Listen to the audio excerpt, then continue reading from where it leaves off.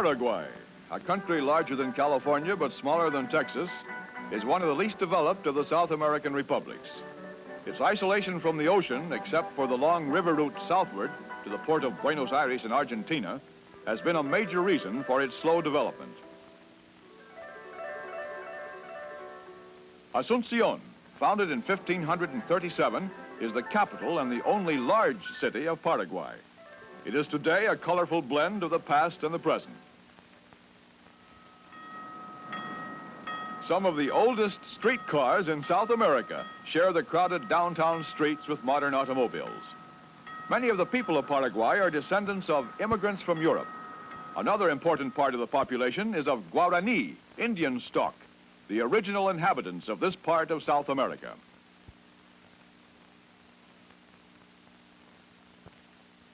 Life is pleasant in this old city that was founded about 50 years after Columbus discovered America. The Rio Paraguay is the country's link with the outside world, and at the river's edge, small vessels are moored beside steamers from Buenos Aires. Business and commerce in Asunción centers about the busy waterfront. Oil, machinery, food, and clothing are shipped in and out over the broad river highway connecting Paraguay with the Atlantic Ocean.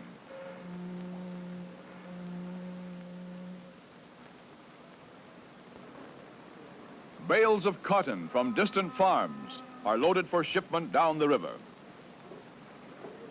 The export of hides from Paraguay's ranches brings a large income to the cattlemen of the Chaco. The country is divided into two parts by a great river, the Rio Paraguay. Our story is about the western zone known as El Chaco, a region in which live a few pioneers and some scattered tribes of Indians. Across the river from the city of Asunción lies this vast flat land called the Chaco. The Chaco is a strange country, little known even to Paraguayans, an immense wilderness of scrub stretching hundreds of miles from the Rio Paraguay to the foothills of the Bolivian Andes. It is a land of few people, a land without roads, where the traveler must depend upon the ox cart or the horse. After passing through great stretches of dusty plain, the ox carts and horsemen enter a vast region of swampy ground and shallow lagoons.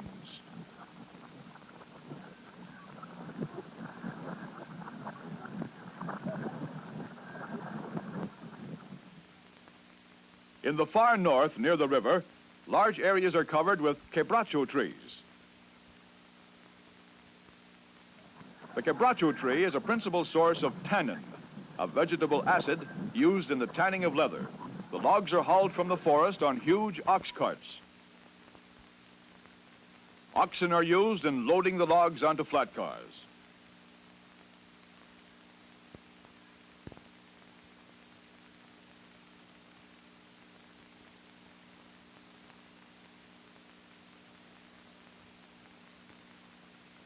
A narrow gauge railroad hauls the logs to the mill located near the Rio Paraguay.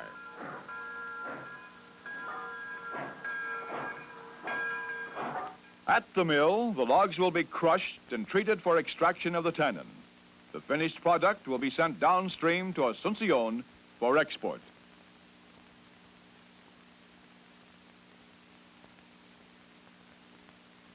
In the very heart of the Chaco, there's a small settlement called the Filadelfia colony. In 1930, a handful of people of the Mennonite sect came here from Germany and the Russian Ukraine to begin a new life. Given free land by the Paraguayan government, the Mennonites have built a pioneer community in one of the Earth's least developed areas.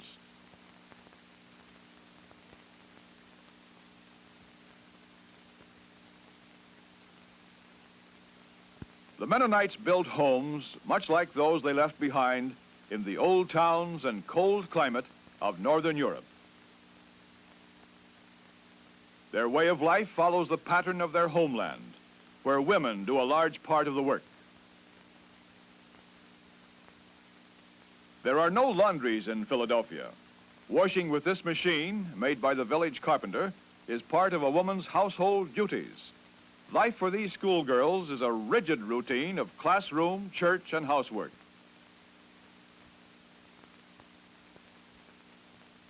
The cobbler works in the shade behind his cottage, making and repairing shoes for the colonists. Wagon makers repair the wheels of heavy ox carts. Large parcels of land have been cleared for the planting of peanuts, which grow well in sandy soil and are the principal crop.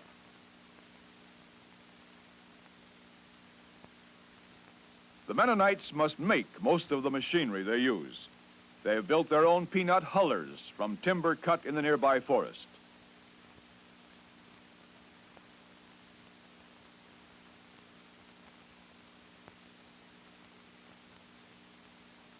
Sacks of shelled peanuts are taken to a small factory where the oil is extracted.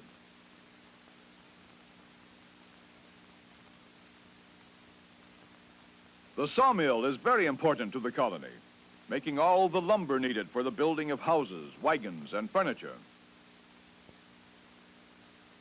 The colonists have established an experimental farm. They want to find out what crops grow best and are the most profitable.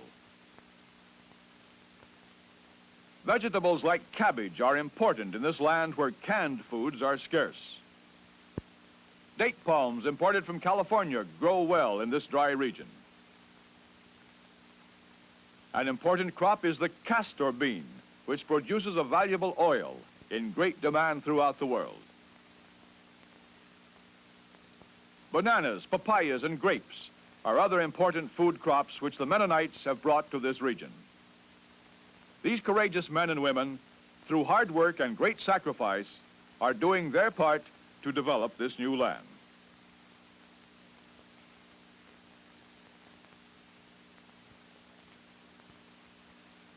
Another modern pioneer who flies his own plane from his home in Asunción to his distant ranch is Bob Eaton, an American who came to the Chaco more than 30 years ago.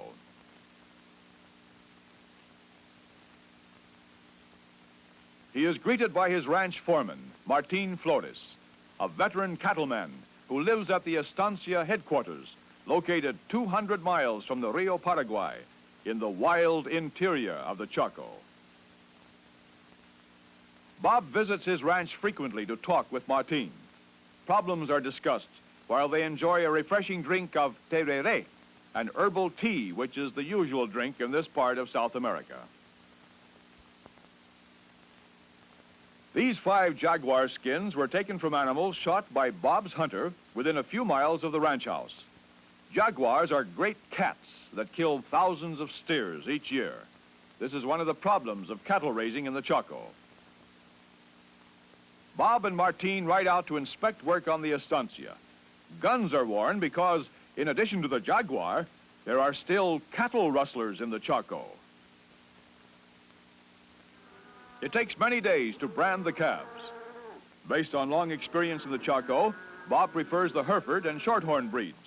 He has more than 15,000 head scattered over the 165,000 acres of his estancia.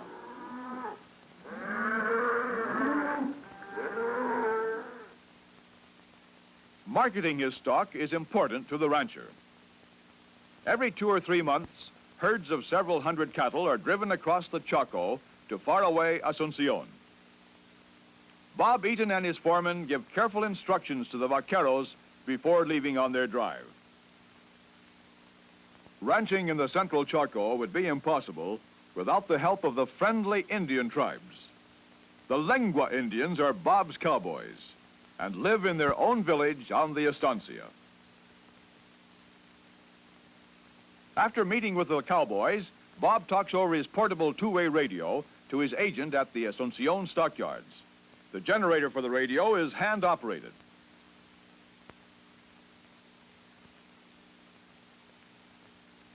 Meanwhile, the vaqueros saddle up their horses.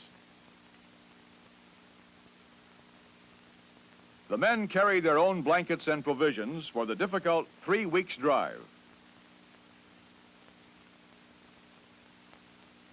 When all are ready, the men ride out to the corral. The steers are counted as they run through the gates to the open country beyond. The cattle stream out at a fast pace, for they are active and fresh. After a few days on the trail, the herd moves more slowly. Sometimes after the rains, they must cross flooded areas. This is a welcome change for the weary cattle, horses, and men. Fording these lagoons brings relief from the otherwise dusty and sun-scorched earth of the Chaco.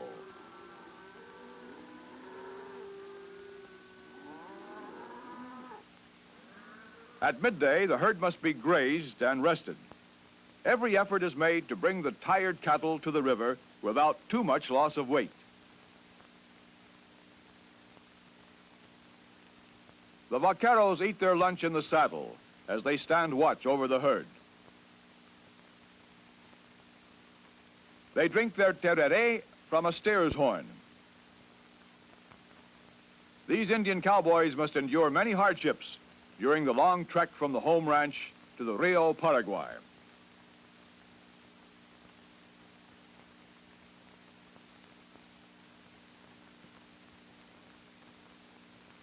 Camp is made before dark. While some of the men guard the cattle, others build a fire and prepare the evening meal, which consists of a slab of dried beef, softened and heated over the ashes, and a hornful of tereré.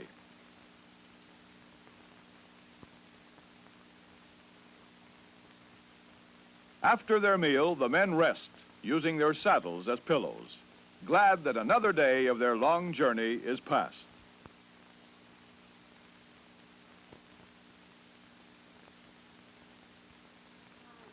The cattle graze and rest during the night, but at daybreak, the herd is on the trail once more. Driving the half-wild cattle through swamps is difficult. Often the animals bog down in the soft mud and become frightened. As the drive nears its end, the steers are weary and nervous, and the vaqueros must constantly be alert.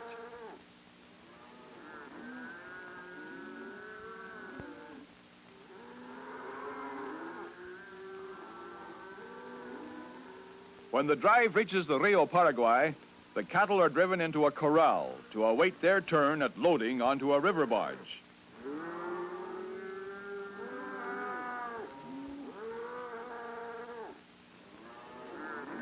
The special barge, towed by a powerful launch, will take them downstream to a landing place above the stockyards. The herd is now in the hands of a new crew of men who are responsible for bringing the cattle safely to Asunción.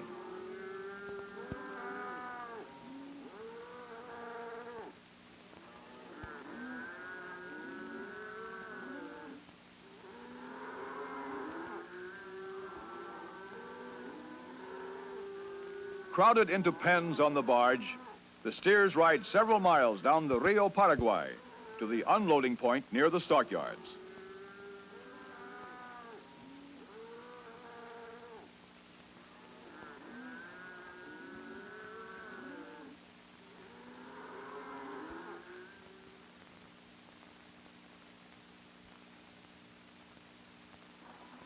The barge is brought as close to shore as possible, below a steep bank. Here the pens are opened and the cattle leap into the water to swim or wade ashore.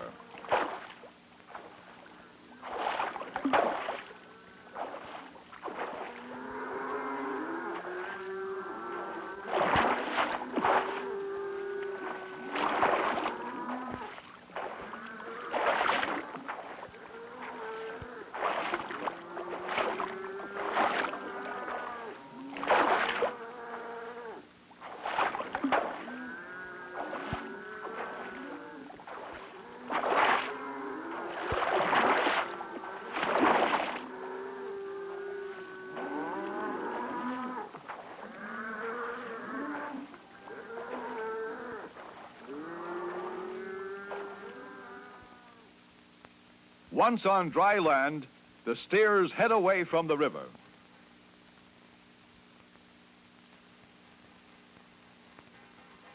At the stockyards, the cattle will be butchered for the local market or processed for shipment to other parts of the world.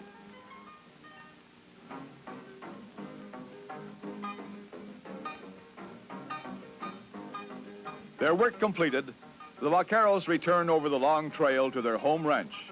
Like the colonists of Philadelphia, these self-reliant pioneers are helping to bring civilization to the wild Chaco, one of the world's last frontiers.